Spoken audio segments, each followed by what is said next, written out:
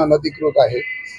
बेस्टमध्ये ज्या दोन मोठ्या युनियन आहेत त्यापैकी एक श्रमिक उत्कर्ष सभेचा स्वतः मी अध्यक्ष आहे। दुसरी जे बेस्ट कामगार संघटना आहे त्याच्यामध्ये शशांकरावजी शरदरावांचे चिरंजीव हे अध्यक्ष आहेत आणि 90% बीएसटीचे ओरिजिनल कर्मचारी आमच्याबरोबर, की ज्या पद्धतीमध्ये संप केला गेला, ह्या कॉन्ट्रॅक्च्युअल ज्या बसेस आहेत त्यांचा संप केला गेला, लोकांना धारेवर धरण्याचं काम आहे। मला वाटतं उभाटा आणि कम्युनिस्ट आणि काँग्रेसच्या काही युनियनच्या माध्यमातून हे केलं जाते। मुंबईमध्ये परीक्षांचा काळ असताना, ॲडमिशनचा काळ असताना अशा पद्धतीमध्ये मुंबईकरांना धारेवर धरणं योग्य नाही।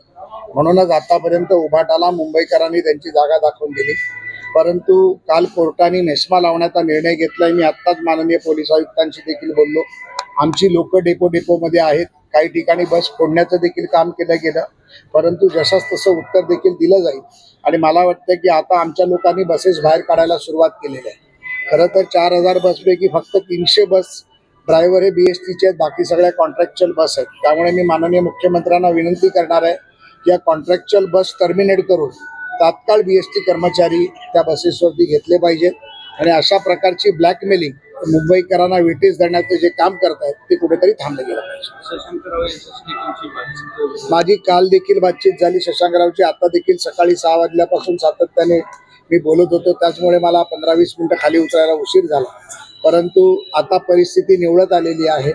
सकाळी 5:30-6 वाजता काही गुंड प्रवृत्तीच्या लोकांकडनं काही बसेसवरती दगड मारले गेले, परंतु कर्मचारी न घाबरता आता मुलुंड डेपो असेल, मागोटणा असेल, वडाळा असेल, कुर्ला असेल, धारावी असेल, बऱ्याच ठिकाणी कुलाबा असेल, बऱ्याच ठिकाणी कर्मचाऱ्यांनी बसेस बाहेर काढायला सुरू केले।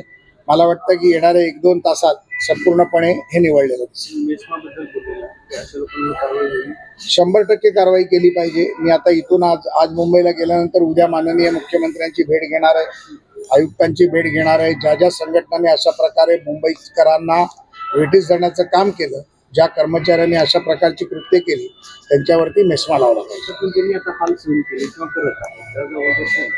मी त्याला जबाबदार निश्चितपणे उभाटा शिवसेनेची लोक आहेत, ज्यांची संघटना नाही, अनधिकृतपणे गुंड बाहेरून आणून सर्वसामान्य कामगार घरी बसतो। एखाद्या बसवर दगड मारल्यानंतर कामगार म्हणतो की मी कशाला त्याच्यात पडू, परंतु तरी देखील आम्ही सातत्याने आमच्या कामगारांचं मनोधैर्य वाढवतो आहोत। मी देखील अनेक कामगार नेतृत्वाशी आमचे बस डेपोमध्ये प्रत्येकमध्ये डेपोचे इन्चार्ज आहेत, त्याला डेपो मॅनेजर म्हणतात, त्यांच्याशी देखील मी बोलतोय आणि लोकांना बाहेर काढण्याचं आम्ही काम करतो।